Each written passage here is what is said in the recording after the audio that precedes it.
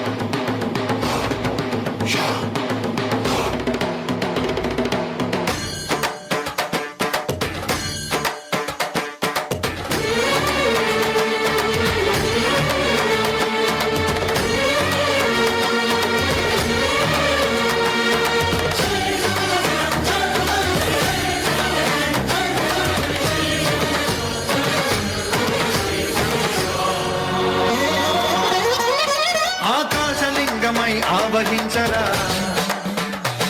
ఢమ ఢమ ఢమమని డమరుక ధ్వని సలిపి క్షణతని వదిలించరా శ్రీవాయులింగమై సంచరించరా అణు అణువున తన